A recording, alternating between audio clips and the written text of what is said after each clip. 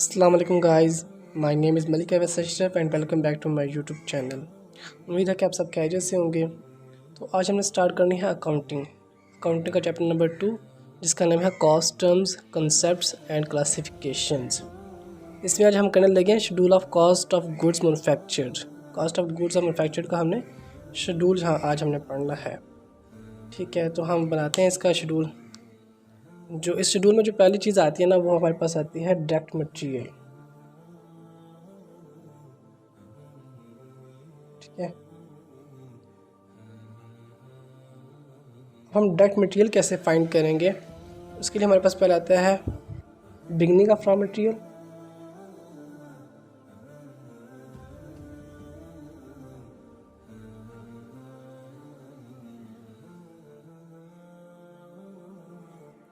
हम इसमें प्लस करेंगे purchase of raw material.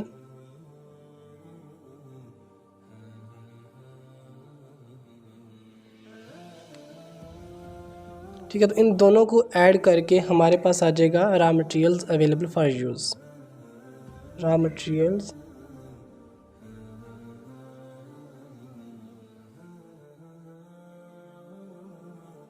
Available for use. हम इसमें से माइनस करेंगे एंडिंग रॉ मटेरियल। जब हम इन दोनों को ऐड करके हमारे पास टोटल रॉ मटेरियल आ जाएगा ना, तो हम उसमें से एंडिंग रॉ मटेरियल को माइनस करेंगे।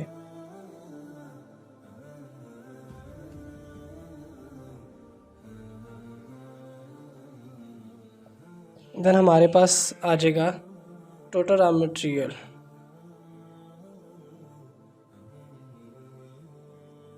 टोटल रॉ मटेरियल यहाँ तक तो हो गया हमारे पास सिर्फ डायरेक्ट मटेरियल।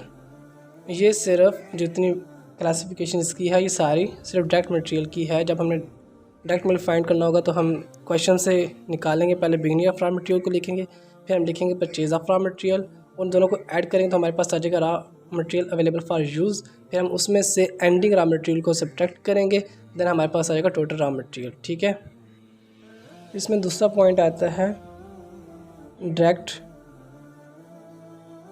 Labour cost. ठीक है, ये क्वेश्चन में दी होगी और ये भी कॉस्ट थी। फिर हमारे पास तीसरा पॉइंट आएगा मैन्युफैक्चरिंग ओवरहेड।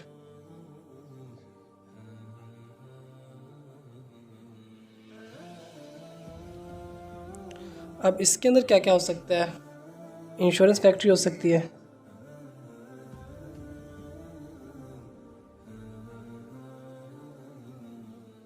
ठीक है, इंडायरेक्ट लेबर हो सकती है इसमें,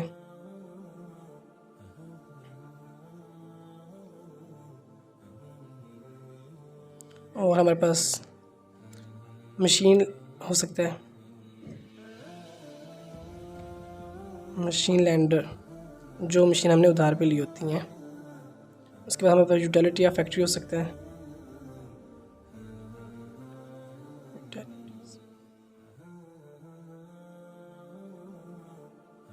ठीक है, और उसके बाद हमारे पास सप्लाईज ऑफ फैक्ट्री हो सकते हैं।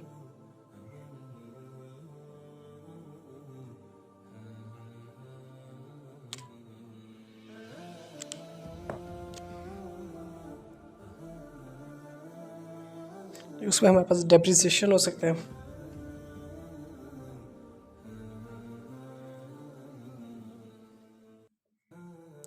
और हमारे पास प्रॉपर्टी टैक्स हो सकता है इसमें। ये वो सारी चीज़ें हैं जो हमारे डायरेक्ट कॉस्ट के अंदर इंक्लूड नहीं होती या डायरेक्ट लेबर के अंदर इंक्लूड नहीं होती। ठीक है, तो अब हमारे पास इन सब को जब हम ऐड करेंगे तो हमारे पास आ जाएगा total manufacturing overhead cost. Total manufacturing overhead cost. ठीक है, अच्छा, तो अभी तक हमने ये तीन चीज़ें डिस्कस कर ली हैं: direct material cost, direct labour cost and total manufacturing cost, overhead cost है ये। ठीक है, तो अब हम नेक्स्ट जो स्टेप है इसके अंदर हमने लिखना है टोटल मैन्युफैक्चरिंग कॉस्ट।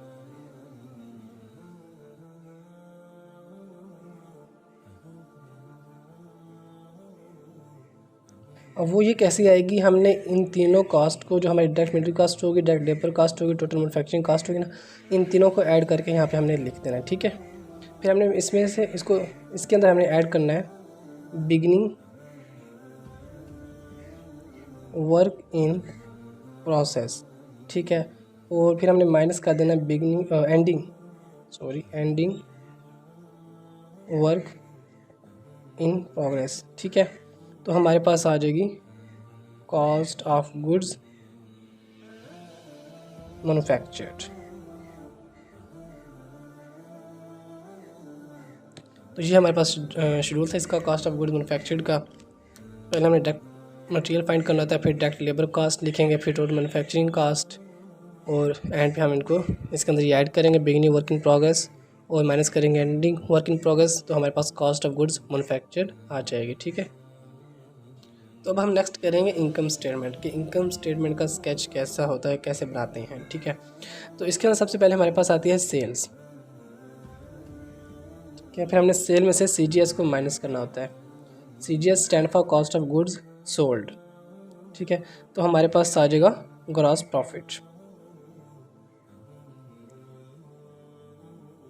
या फिर ग्रॉस मार्जिन, ठीक है। फिर हमने इसमें से ऑपरेटिंग एक्सपेंस को माइनस करना होता है।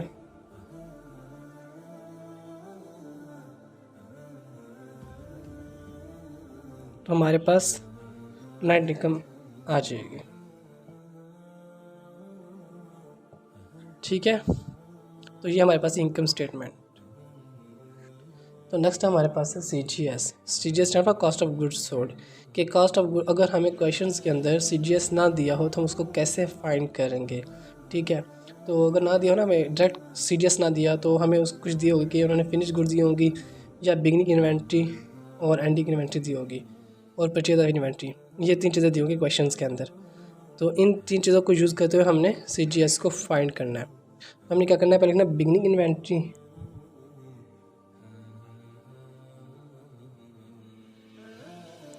ठीक है। इसके अंदर हमने ऐड करना है परचेज ऑफ इन्वेंट्री, जो हमने परचेज की होंगी।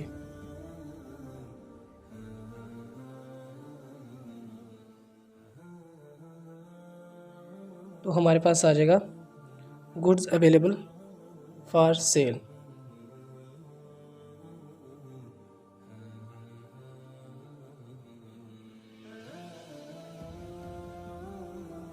तो इसमें से हम माइनस करेंगे एंडिंग इन्वेंट्री,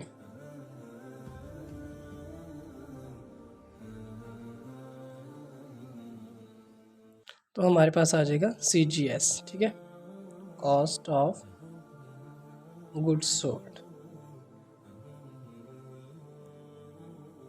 तो ये तरीका है, अगर क्वेश्चंस के अंदर डायरेक्ट CGS ना दिया हो तो हमने इस तरीके से CGS को फाइंड कर लेना है।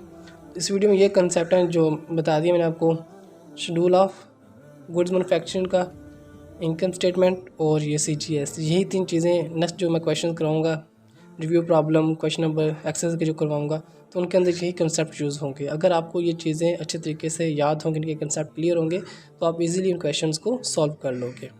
तो आज की वीडियो में इतना ही, मिलते हैं नेक्स्ट वीडियो में, तब तक के लिए अल्लाह हाफिज़।